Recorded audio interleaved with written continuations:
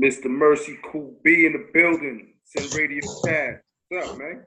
What's going on, Mr. Merce? How's it going, man? Everything's lovely, man. Everything's lovely. You know what I'm saying? Weather's warming up a little bit. And, we just had that Super Bowl that I didn't really get to see because a particular airline had me delayed severely.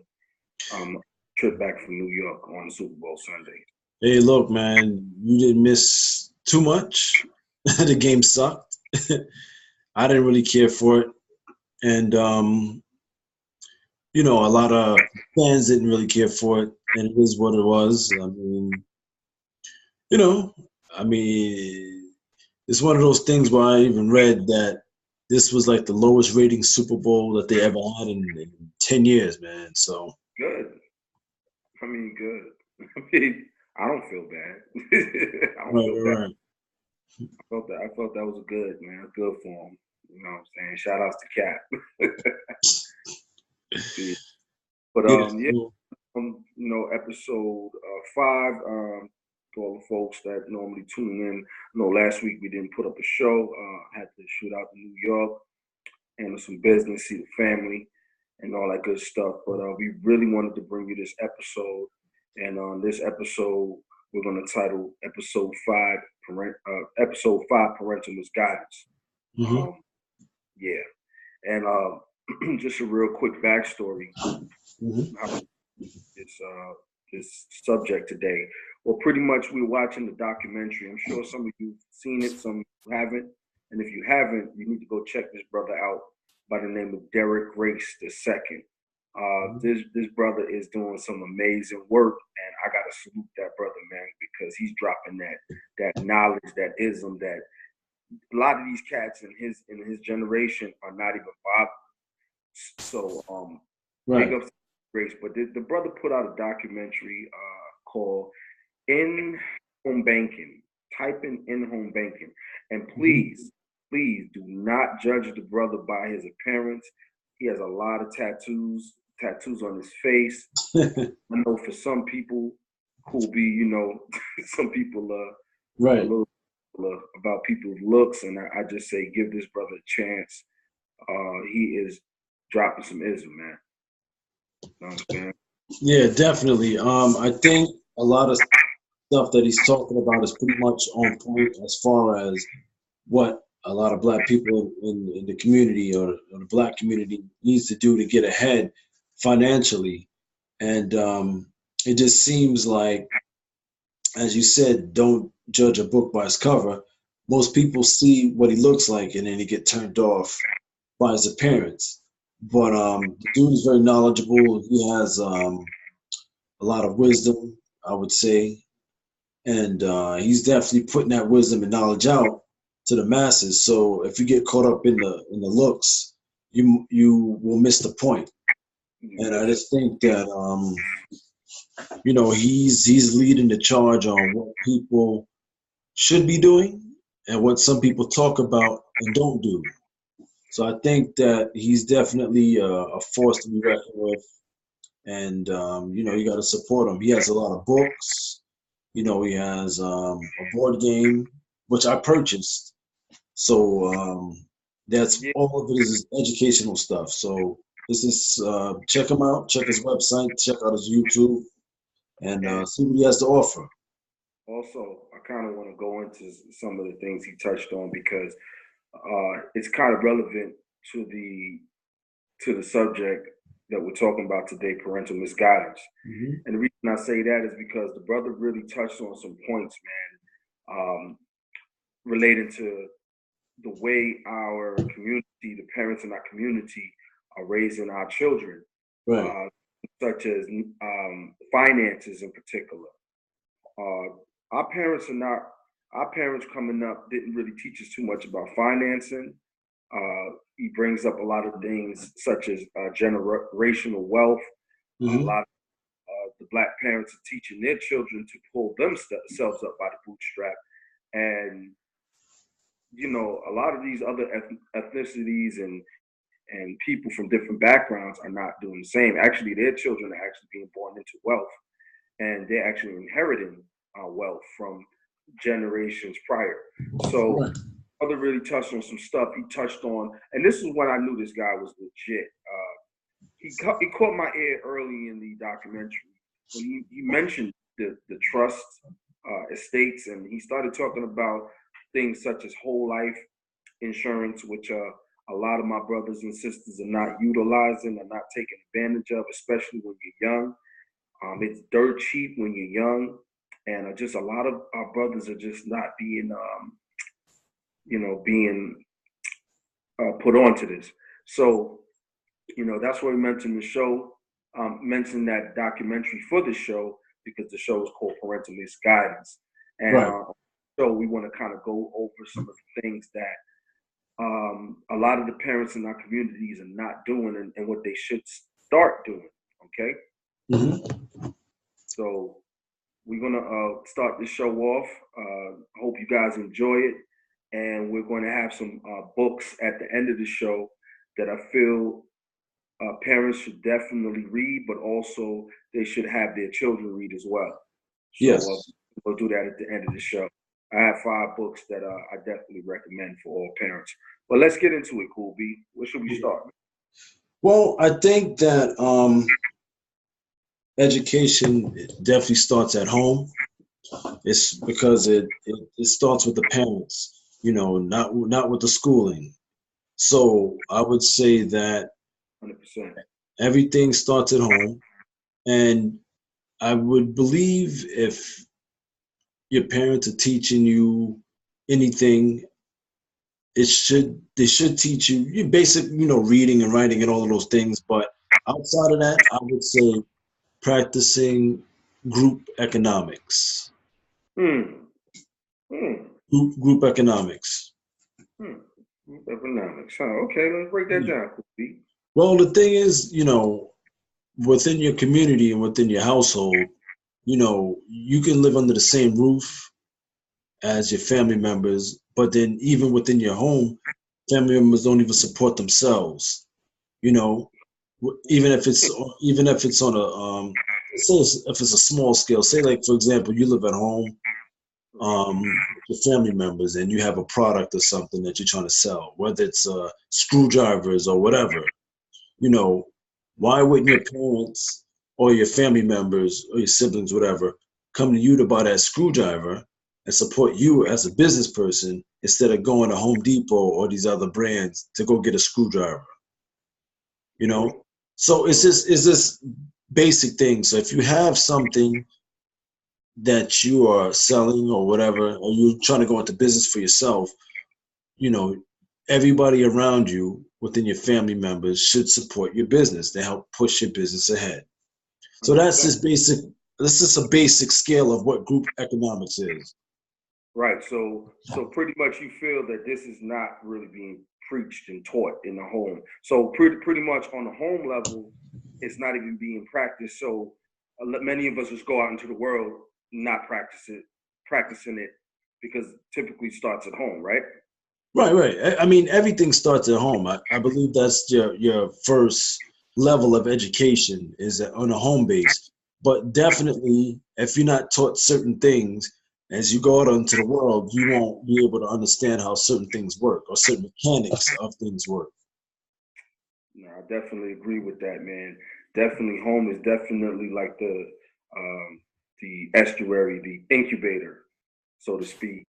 And yes, group parents are not teaching that, and I think that's definitely something we need to add to the home curriculum because, like I said, I think home is actually school.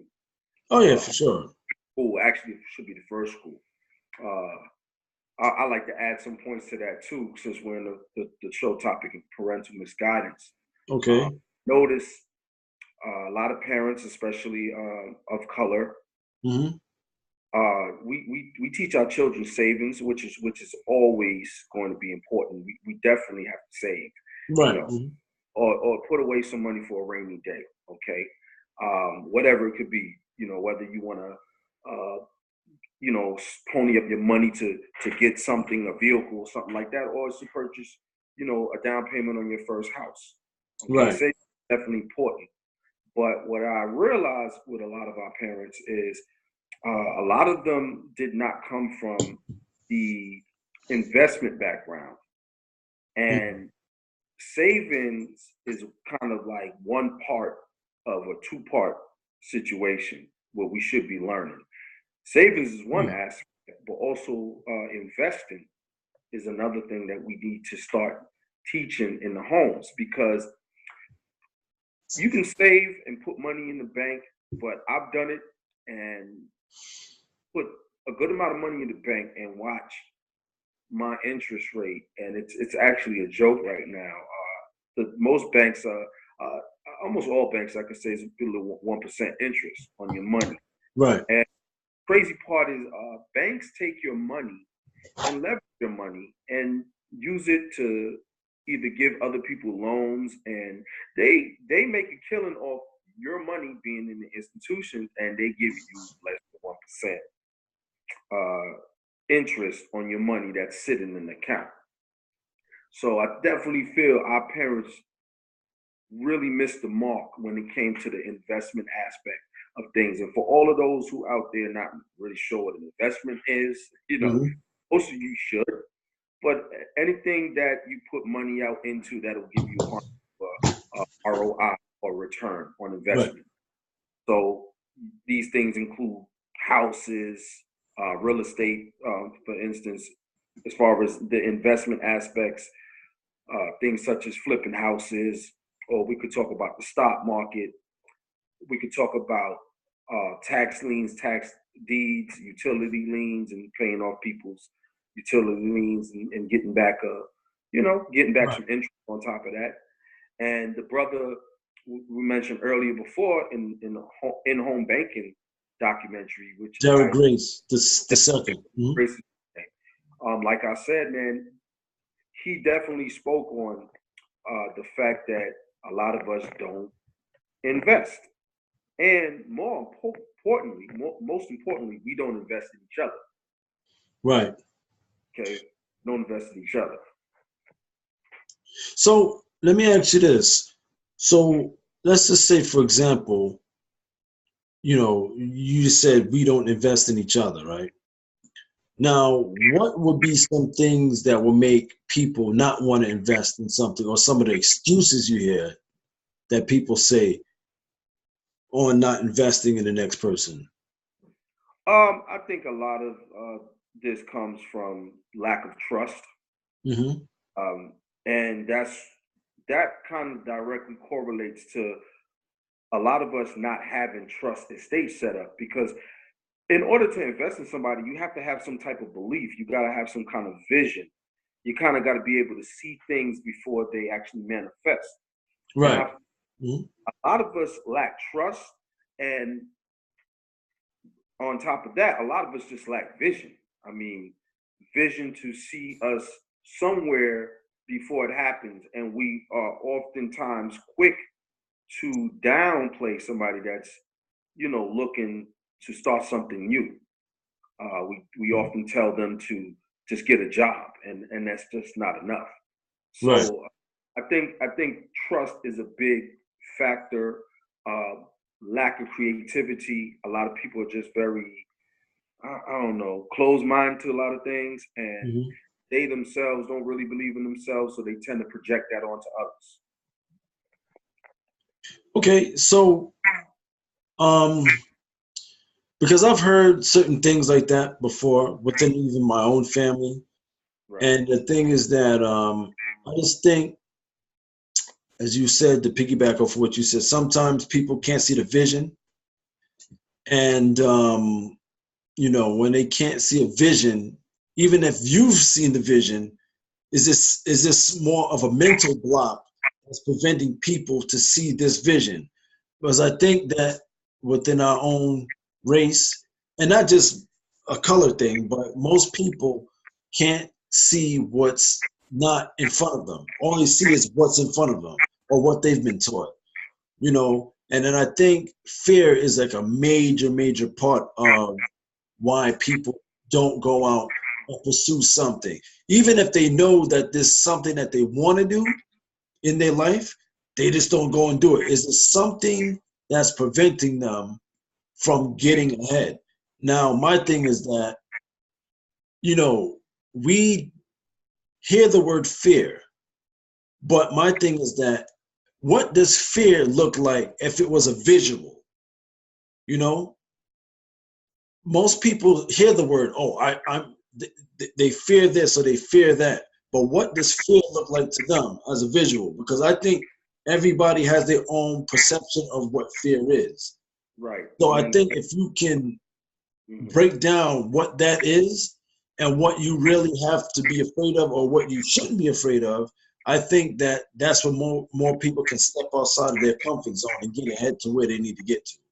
My personal opinion. And that like we said, that starts with the parenting. You know, that starts with the parent. So if the parent is in the home and the parent is fearful and worried and things like that, always translates to the child.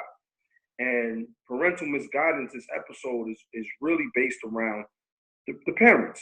And we're not, I just want to be very clear about something before we really get too deep into this show. Okay. Not to disrespect parents. This is not to down parents, not to down anybody out there that's working and doing the best you can. This show is definitely not to downplay the parents out there that are trying their best and to raise their children in this world that is, you know, it can be a little crazy at times. It's forever changing. Ever changing. And this is not to downplay you. This is not to make you feel bad. No, this is just to make you a little more aware of some of the things you can do to add to, you know, your parenting and add some value to your child, which can definitely help your child in their next phase in life, which is stepping into adulthood. Okay. So I'm very clear about that. All right. So we talked about saving and investing. So where do you think would be a good start as far as like going with that? Like for example, what if somebody says, I don't know how to invest or I don't know what to invest in? So what are some of the things that you would say that can be an investment, and what are the different types of money and investments that they have out here for like beginning stages? Man, I'll tell you like this. If you're beginning, I would say things like utility liens are good, something good to invest into. Doesn't take a lot of capital to invest in. Vending machines. I feel vending machines are something that I think people just walk past them every day. They use them every day. And very few of us know that those are actually investments that people are making in their passive income, because you don't have to work. You don't have to, you know, besides the guy that comes and picks up the money out of it and changes out the items and replenishes everything and collects the money. I mean, vending machines are a very great way to invest. And also, sometimes you can check out the like some malls. You have those chairs that give people massages and stuff like that. Those are, you know, pretty relatively cheap and cost-effective investments for somebody that's starting out. Right. Okay. Yeah. So we gave you that, and like I said, hopefully you guys do your due diligence and go out there and you can find some other things that you can, you know, pony up and get yourself into as far as investments. Now, I want to touch on a couple of points that a lot of parents do or say rather that I don't think is really beneficial to us in the community. One of those statements that a lot of our parents make and a lot of religious people make is that money is the root of all evil. I've heard this, yes. I'm sure everybody's heard this, and I really don't agree with that statement. As a matter of fact, I think that very statement is the catalyst behind the reason why a lot of parents are not giving their children money advice. They're young, and believing that money is the root of all evil, to me, just creates an excuse for parents not to educate their children about being financially literate and teaching them the basics of money. because these things, to be honest with you, are going to be used in your adult life anyways. You're going to have these skills. So why is it that many of the children that are coming up in these minority communities are not aware of credit? Right. They're not aware of piggyback, which a lot of wealthier families do for their children. In our community, what do? We take the damn phone bill, the cable bill, and we roll into our child's name and screw up their credit before they ever turn 18. That's bullshit. We got parents on the flip side in wealthier communities that are doing a lot better than us. They're taking children's social, they're adding the trade line and using them as an authorized user, which connects to their credit. So while the parent's credit is growing, the child's credit is growing. And by the time the child turns 18 years old, their credit score probably like over 700. Yeah. So, like I said, those are some of the things that we really haven't been doing in our communities, and that we need to start stepping up in. You saying, Cool B? Yeah, I would agree with you on that. Also, I've heard of parents purchasing, parents getting or applying for a credit card and putting the credit card under their kid's name, but also using the card, paying it off, using the card, paying it off. As soon as you use the card, you pay it off and you build your kid's credit up as well too. So by the time your kid is of age, they'll have a long list of strong credit, so they can just go out and get a house, or go out and get a car, or go out and get whatever they want to get, because their credit is already built up. As opposed to some parents that have messed up credit and get credit cards on their in their kid's name and wreck their credit 100%. And then when a kid gets of age, their kid has like negative credit. So it's ways of doing little credit tricks to get ahead, especially to get your kids ahead. But you just can't really abuse credit, because to me, credit is one of the most important things that you will need as a human, as an individual, because credit is everything. You have bad credit, try getting a house without it. They won't give you a house without any credit, let alone bad credit. Right. And you know the saying, no credit is just as bad as bad credit. Yeah, exactly. So at the end of the day, our parents need to start teaching us credit. And if they don't know the credit game, which it is a game. And for sure. I believe he mentions that in the documentary as well. Credit is a game. There's a way to use your credit cards.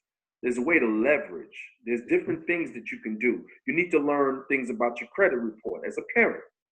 And you should always sit down with your children and actually have them read the credit score that you have. Yeah. Okay? Because a lot of people don't understand, how their credit is being scored. There's different things that affect your credit. Debt to credit ratio. Mm-hmm. Right. One of them. Your payment history. People only know the payment history, but there's other aspects of your credit report that many people don't have. And there are a lot of great, websites. There are a lot of great teachers, people that are out there that can teach you credit. Okay, I mean, not just the brother derrickgrace, but you got guys like Dr. Boyce Watkins and people like that with the Black Business School for Kids that are courses for pretty darn cheap. It's really no excuse at this point for less than a pair of Jordans, parents. Yeah, right. But also, that credit is important. But to go back, I'm going to say something. I think a lot of parents need to show their kids what their pay stubs look like, because a lot of kids don't know how much their parents make. So if your kids don't know how much their parents make and can't look at your pay stub and show how they break down bills and everything, that's important. I'm not going to say it's way important than credit, but my thing is that if they don't know how much money you have coming in or whatever, how are they going to know how to manage a balance a checkbook, or how to pay off certain things before your credit gets bad? or how to pay off, or how to pay things off, you know, to boost your credit. So I would say they have to know what you do on a day-to-day basis, you know, how much you're getting paid, and how your money is being allocated to paying off your bills. Because the thing is that, you know, you ask a kid where money comes from, they'll say the ATM machine. Most kids will point to an ATM machine and be like, no, that's not where money comes from. That's a place where your money's being held. But the thing is that I think, you know, from A through Z, they need to know what my parents do, you know, what they're getting paid, how much taxes is getting taken out, and what are these taxes going for, and to break everything down. Because some of these kids, they grow older and they just think that, you know, they just take certain things for granted, and they're kind of clueless on how certain operations work in this world. 100%, man, 100%. I mean, you really touched on some points I was going to touch on, which is budgeting. Not teaching our children how to budget. Like I think you said, balancing the checkbook, which is also very important. A lot of children don't know how to do that. Right. And I'm gonna just tell you something, man. I was just in New York, and I went to see my niece and nephew for the first time. I got to see them in about a year, and I was hanging out with them and their stepbrother or stepsisters. Stepbrother was father, but we were sitting in the living room, and I decided to you know, chop it up with them. They're young, and I just wanted to kind of run a little experiment. And I started asking about credit, and I said, "Do you guys know what credit is?" And we're like, "You know." I said, "Do you know what a credit card is?" They all knew what a credit card was. Okay. And you can tell that though they were young, my niece is 11, my nephew's 7. Okay. You can tell that they had a real good idea of what a credit card was. And I started breaking down, you know, what a credit card was to them and how it works and minimum payments. And the crazy thing is, they were very engaged. They were very engaged in what I was saying. They were very interested in what I was saying. You know, they actually paused the YouTube cartoon video they're watching to actually listen to me explain to them how credit works. Because our children are being taught subject matters in school that don't even apply to them in like adult life. Algebra. I can't remember the last time I used algebra. I was in school. I used algebra. Okay. So why are parents not teaching their children things that are actually going to come up in their adult life, and these things are guaranteed, whether it's some type of law. I mean, I got over here, I have a Black's Laws Dictionary. You know what I'm saying? You don't have to go to law school to know law terms and things of that nature, or commerce. So my thing is, when a child is young, they have what something's called bioplasticity, the ability to learn. So that thing is, a lot of the parents are out here working so hard that when they come home, the only thing they have left to do is just to hit the sack and let that TV do its job. So your child is away from you for 8 hours out of the day, having somebody else teach them some redundant shit that ain't really gonna apply to them in real life, besides the mathematics, which is always important. But algebra, folks, I mean, to me, it's the most important. Mathematics is addition, subtraction, division, multiplication, fractions, decimals. These are things, you know, relating to percentages. These are things you're going to have to deal with in real life. You know what I'm saying? Count and change off your head, things of that nature. But there's just way too many things that the public school system, or the public fool system, as I like to call it, is teaching children that is not really applicable in adult life. Well, I mean, do you agree or disagree? I agree with you on that. You know, my godson, he's in New York, and, you know, his mom was telling me that there's a new type of math that they're teaching, which is just very confusing. I don't even know the structure of how it's being taught, but from what I've heard, because, you know, my boy, his sister's a teacher, and she was kind of telling me about it before, and I was just like, what kind of math is this?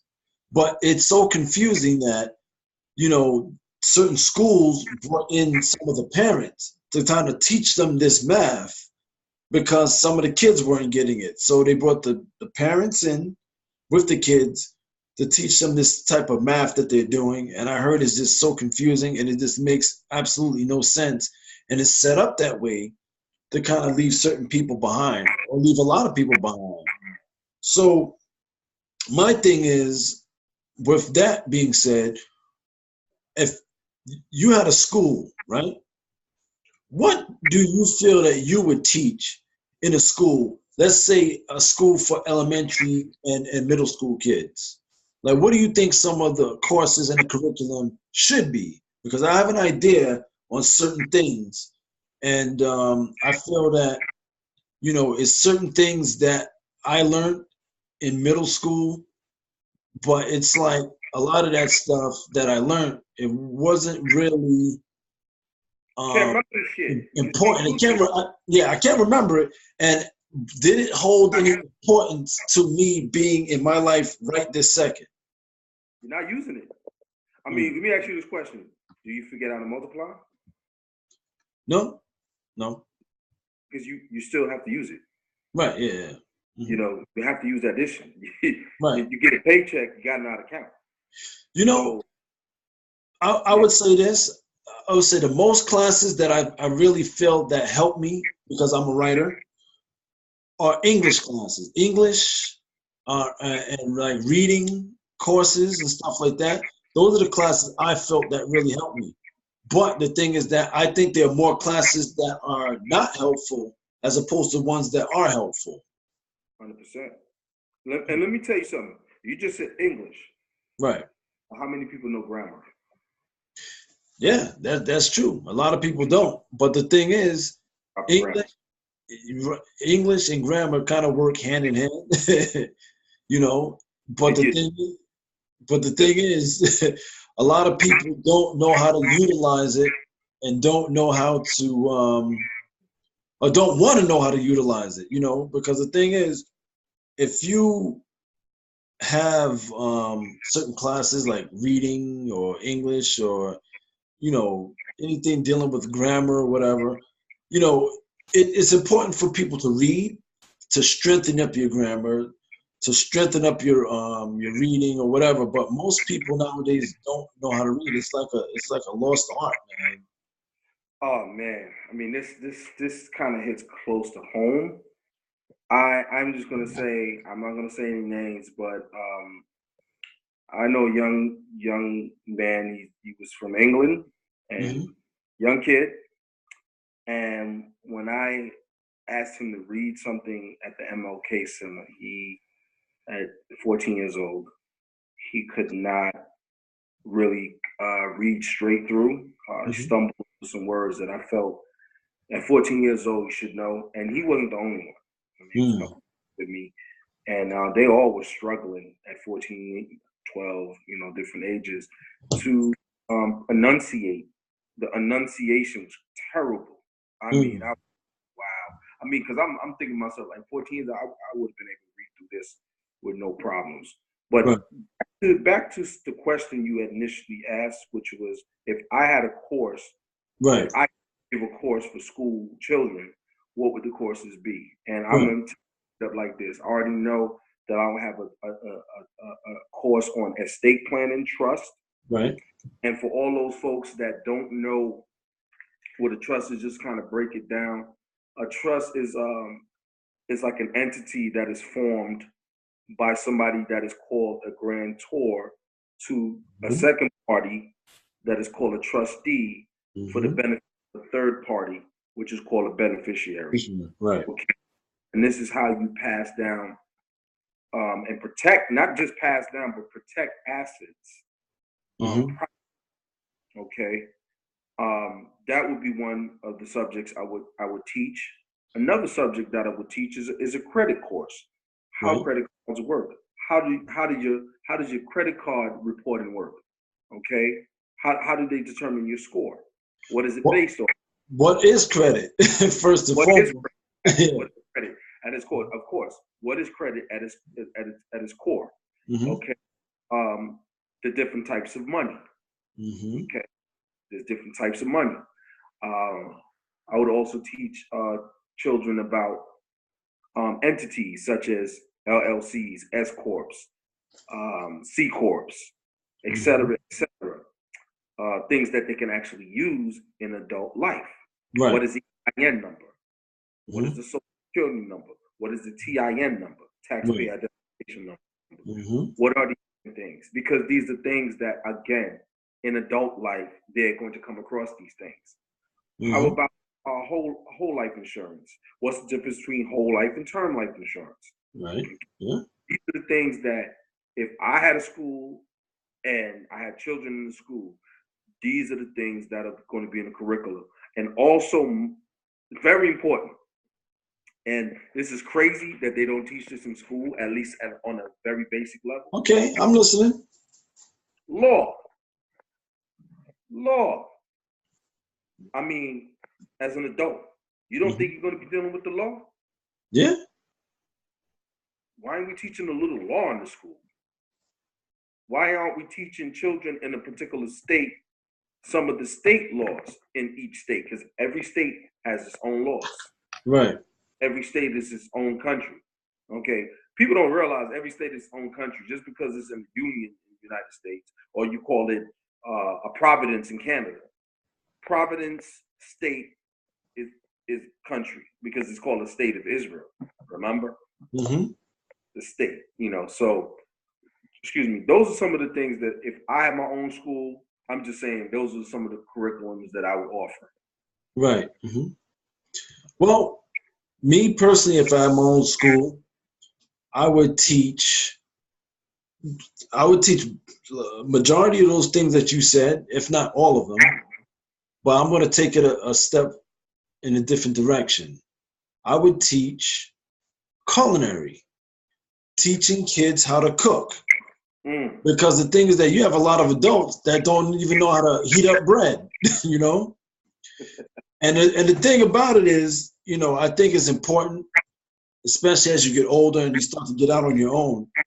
Everybody should know how to cook something, at least throw together at least 1 or 2 meals. That's your go-to meals.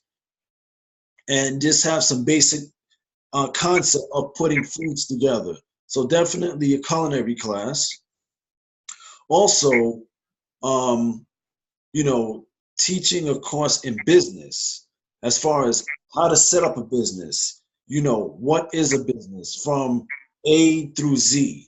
Because there are a lot of businesses that are going around and people are that I personally know who have businesses and who had businesses, and they weren't geniuses.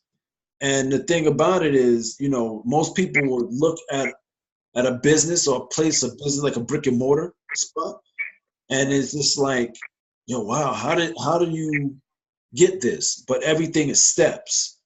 Step 1, step 2, step 3 to get to where you need to get to.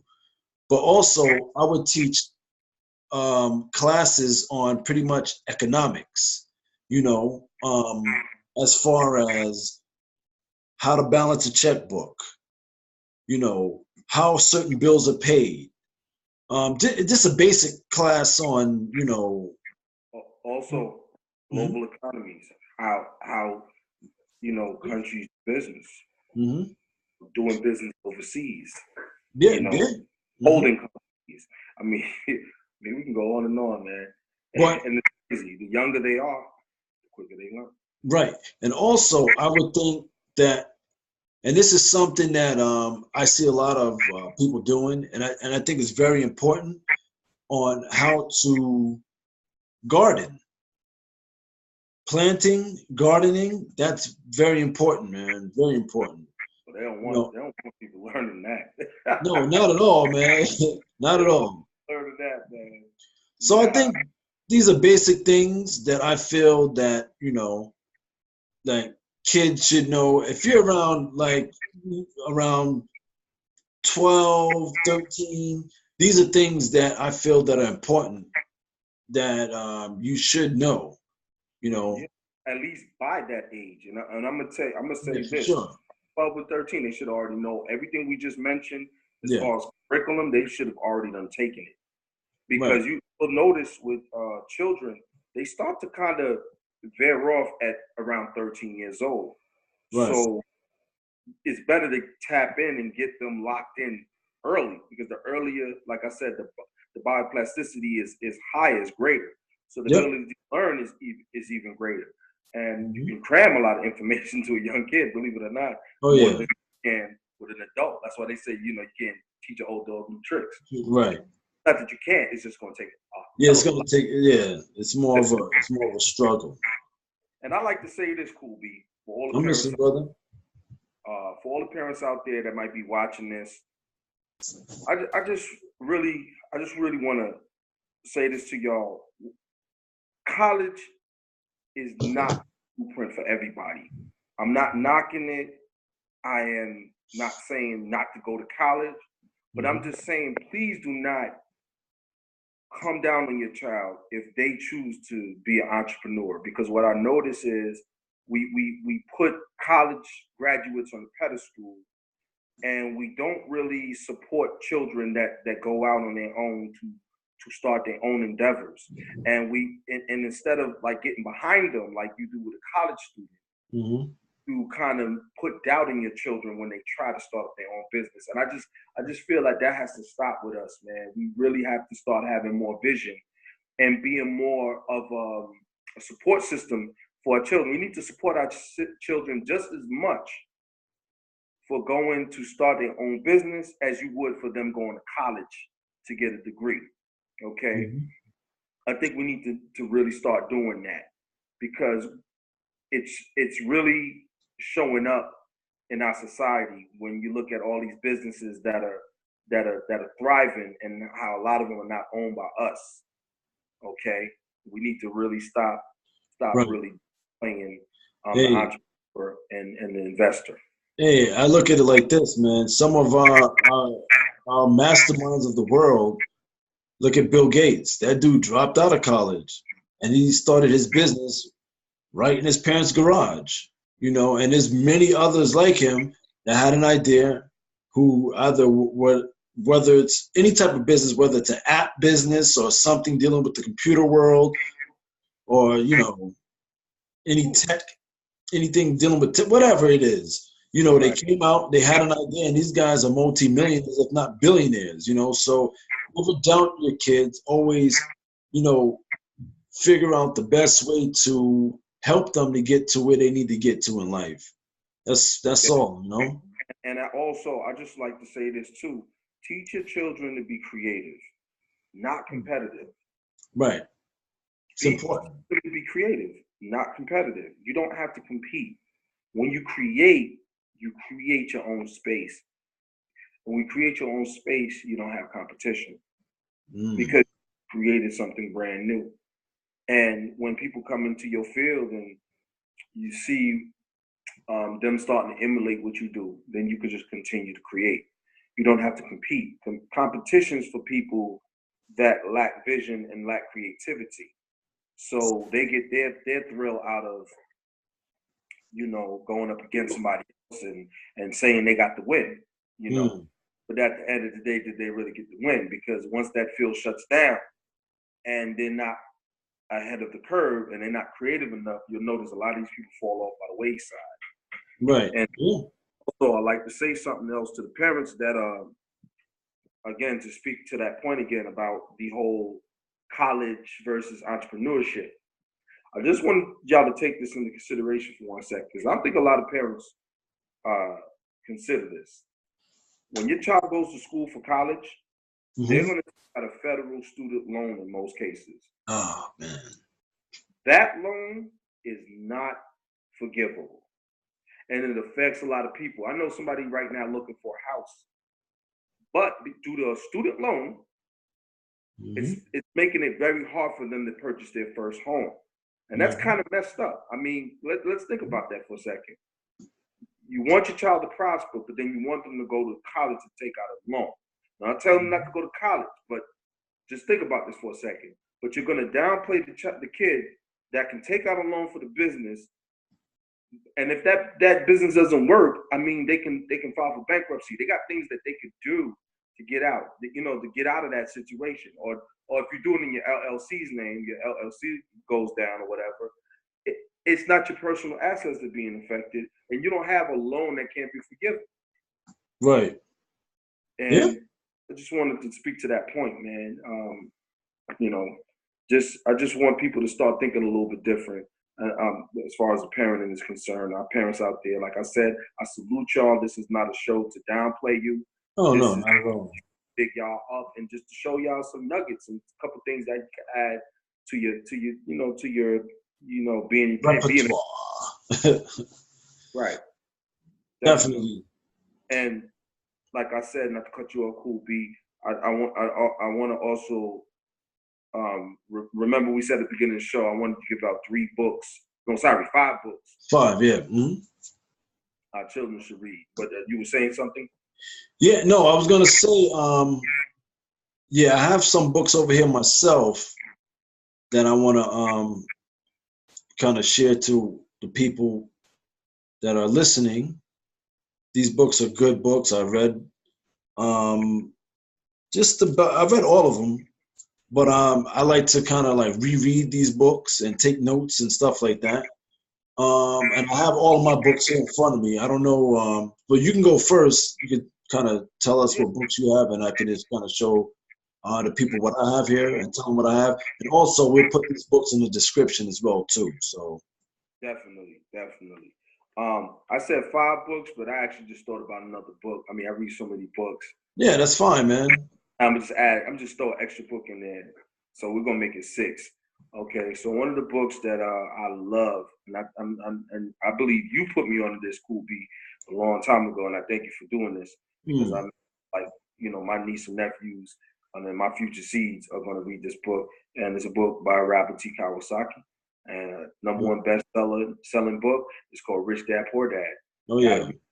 Have your children read that book, man. Trust me, it's one of my favorites.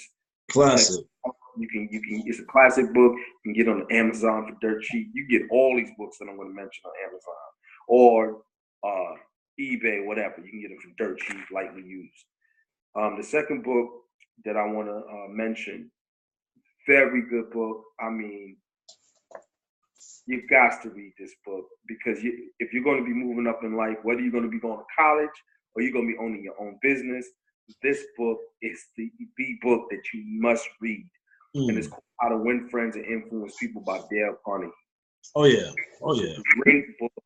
Teaches you how to win people over, how to get people on your side, how not to argue with people, become agreeable.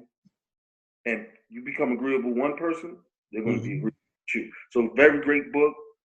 Recommend all children read this book, okay? Very, very good for social skills, since I claim public school is good for social skills, okay? #3, The 7 Habits of Highly Effective People. Yes. By, I believe his name is Steve Covey. Yeah. Okay, Steve Covey, great book. Please. I believe there's also a children's version of this book. I believe so. If there is, please shoot me an email or something. Let me know if there is a book like that. But I believe there is a book, The 7 Habits of Highly Effective People by Steve Covey for children. Okay. 4th book, one of my favorites as well. Think and Grow Rich by Napoleon Hill. That one's a classic, man. Classic book. Man, self-explanatory. It is a book that has spanned many generations, and it is recommended by just about every business owner that I know. 5th book, 48 Laws of Power by Robertgreene. Okay, so if you go to college and you decide you're going to go the corporate route, I'm telling you, this is the book you must read. Okay, you must read this book. Okay, and like I said, I'm going to throw in a bonus book. This book you can order off of Amazon. It is a great book. It's a part 1. Part 2 is over $500. I'm gonna let you know right now. Part 2 is over $500. Now, if it costs over $500, I'm sure you know there's some serious information in that book. Mm. But the 6th book is going to be about the first volume, the introductory volume, which is called The Art of Passing the Buck, by Charlesauthur. And I'm not even sure if Charlesauthur is even really an author. There's a rumor that it's just a company put together by some very wealthy people to hide their identities and things of that nature. But whatever. The book is excellent. It is about estate planning, trust, wills, probate, things of that nature. These things that will affect your family later on in life, especially the elderly people in your family. Check that book out. It's an excellent book. I guarantee you, you will not be disappointed in The Art of Passing the Buck. Okay, and it's also teaching you how to protect your assets when you make a significant amount of money. So yeah, man, I 6 books. Cool beats on you, brother. Dude, I have about 1, 2, 3, 4, 5, 6, 7 books. Now, one book that I have here, well, I have 2 in my hand right now. One of them is called As a Man Thinketh by Jamesallen. It's right here. This book is a very thin book, but it's a very powerful book, man. As a Man Thinketh. Next book I have is Acres of Diamonds by Russellhconwell. Right here. Okay. It's a good book right here. There's another book right here that I have. If you into business or you want to go into business, it's called The $100 Starter by Chris Gillian. Oh yes, very very good book. See, I don't know if I'm pronouncing his last name right, but it's Chris Gillian Bay. I think that's it. Excellent book. Excellent. Yeah, if you see it. Anybody that's an entrepreneur in training, read that book. I'm telling you, would not be disappointed. My favorite books. $100 Starter. This one right here, I was put onto this book a few years ago. It's a great read, man. Definitely a great read.